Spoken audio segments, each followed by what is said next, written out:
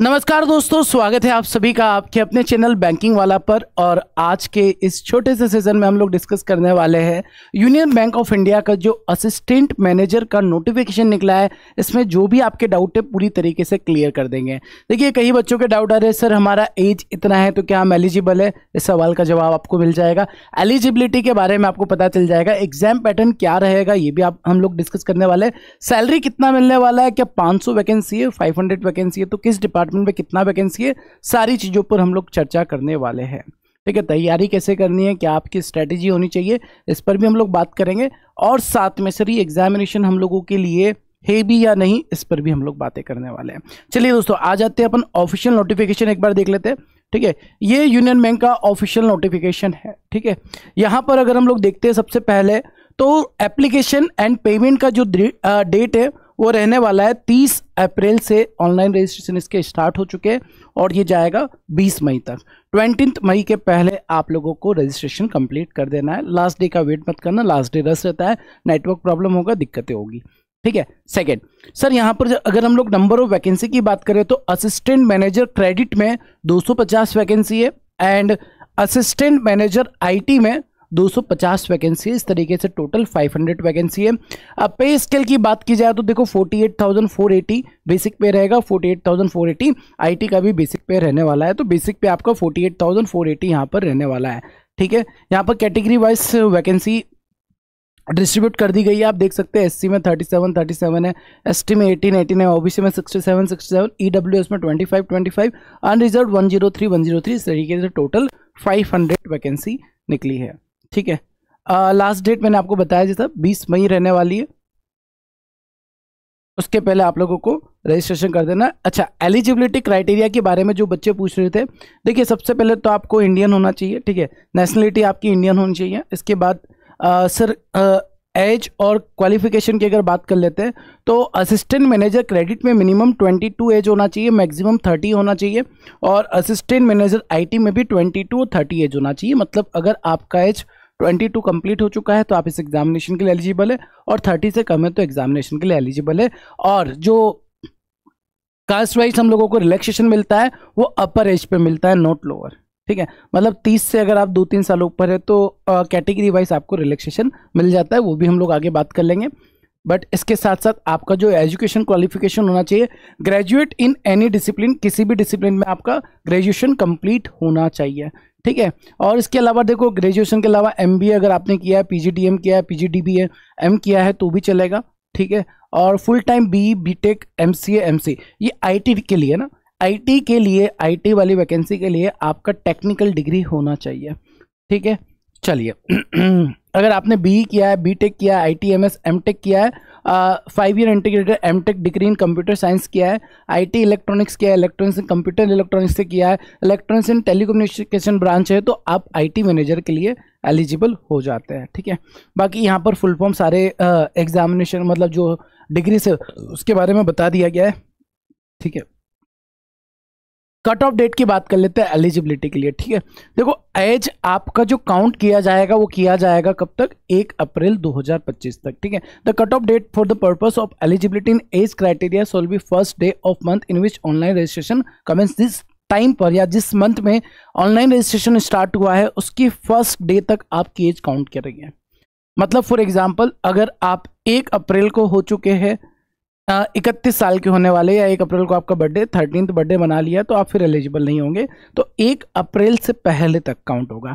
1 अप्रैल से पहले तक आपकी एज 30 से ज़्यादा नहीं होना चाहिए और 22 से कम नहीं होना चाहिए। ठीक है, वहीं पर अगर हम लोग ग्रेजुएशन की बात करें तो 20 मई 2025 मतलब जब तक फॉर्म भरे जाएंगे, अगर आपका रिजल्ट उसके पहले आ जाता है फाइनल ईयर का, या आपको पता चल जाता है कि आपका एग्जामिनेशन क्लियर हो चुका है, तो आप इस एग्जामिनेशन के लिए एलिजिबल है। आपका ग्रेजुएशन कंप्लीट हो गया, इसका प्रूफ होना चाहिए 20 मई 2025 के पहले। अब जरूरी नहीं कि मार्कशीट ही चाहिए, मतलब आपको पता चल गया है आपका ग्रेजुएशन कंप्लीट है, आप पास हो चुके हो, तो आप एलिजिबल हो जाएंगे इस एग्जामिनेशन के लिए।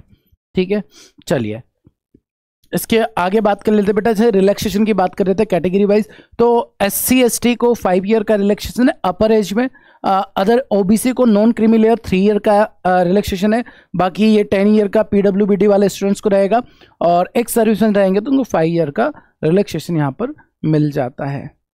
ठीक है, हाँ यहाँ पर है ना एग्जामिनेशन पैटर्न एक बार देख लेते हैं बेटा, एग्जामिनेशन पैटर्न क्या है। बाकी ये कॉमन चीज़ें हैं, ठीक है, मतलब जितने भी कैंडिडेट्स अप्लाई करेंगे, जितनी वैकेंसी होंगी उनके 20 टाइम्स प्रीलिम्स क्वालिफाई करेंगे। अच्छा एक और चीज़ है ना यहाँ पर हम लोगों को ये चीज़ क्लियर नहीं की गई है कि एग्जामिनेशन का एक्चुअल पैटर्न क्या हो सकता है। मतलब ऑनलाइन एग्जाम तो होगी, उसके बाद वाली प्रोसेस कंफर्म नहीं रहेगी, उस पर बोला है कि उनकी मर्जी होगी तो करेंगे। ठीक है, प्रोबेशन पीरियड रहेगा बेटा 2 साल का, 2 साल का आपका प्रोबेशन पीरियड रहेगा, बॉन्ड भी रहेगा, है ना।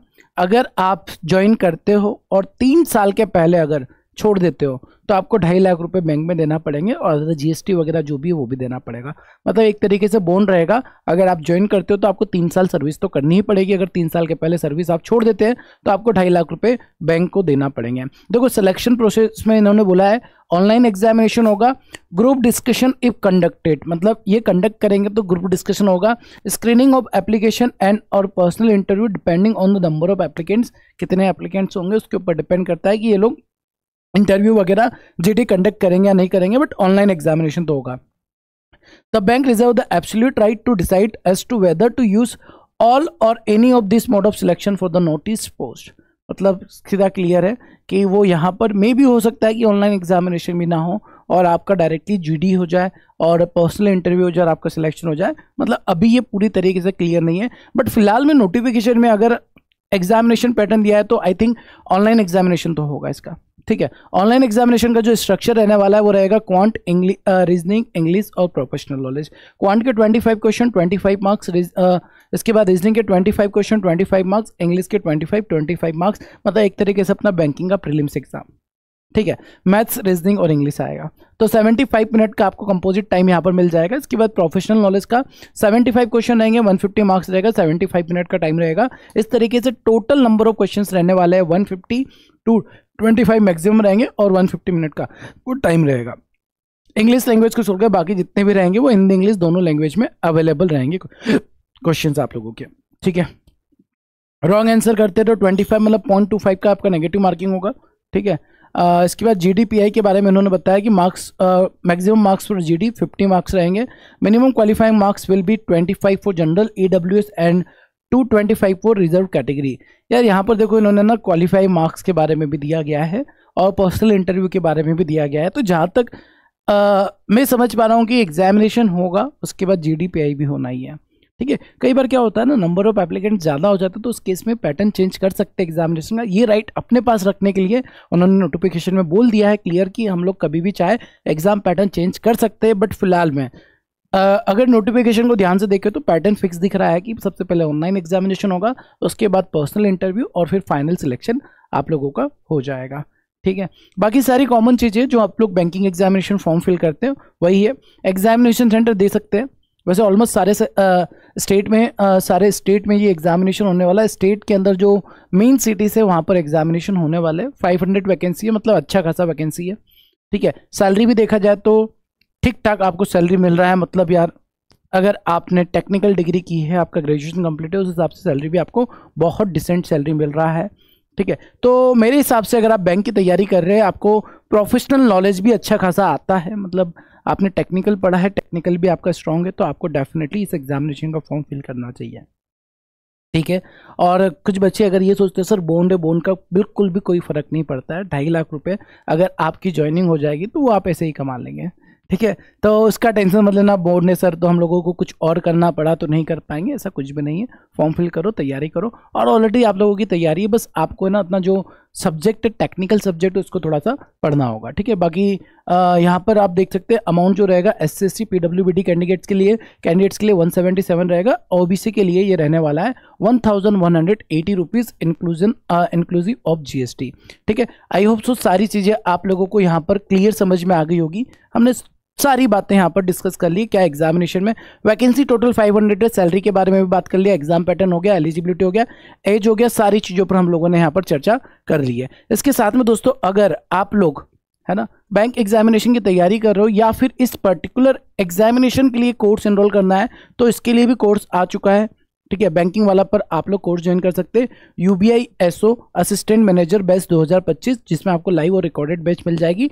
और अगर आप बैंक महापेक में एनरोल करना चाहते हैं, बैंक महापेक में भी एनरोल कर सकते हैं, जिसमें आपको ये बैच एकदम फ्री मिलता है। इवन 1 साल तक का सब्सक्रिप्शन अगर आप लेते हैं या 2 साल के लिए लेते हैं तो आपको 1 साल या 2 साल तक जितने भी बैचेस बैंकिंग वाला भी मिलते हैं सारे बैचेस का एक्सेस मिल जाता है। Only 2,999 rupees for 1 year and 3,999 rupees for 2 year, ठीक है। इसके अलावा अगर आप बुक सेट लेना चाहते हैं, टेस्ट पास लेना चाहते हैं, गवर्नमेंट एग्जाम टेस्ट पास आ चुका है, 199 रुपीज़ में स्टार्ट हो रहा है। आप टेस्ट पास भी ले सकते हैं और किताब के लिए आप द्रोणा बुक सेट रेफर कर सकते हैं, ठीक है। तो आई होप सो आप सभी के डाउट क्लियर हो गए होंगे।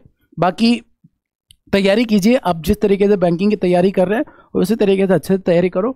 सिलेबस सब कुछ सेम है ना। एसओ की जो तैयारी कर रहे हैं उन बच्चों के लिए ये एक मतलब बोल सकते हैं सर गोल्डन अपॉर्चुनिटी रहने वाला है, क्योंकि उनका टेक्निकल नॉलेज ऑलरेडी अच्छा खासा स्ट्रांग होता ही है, ठीक है। बाकी मिलते हैं दोस्तों अपन नेक्स्ट सेशन में। Thank you so much, bye bye, take care.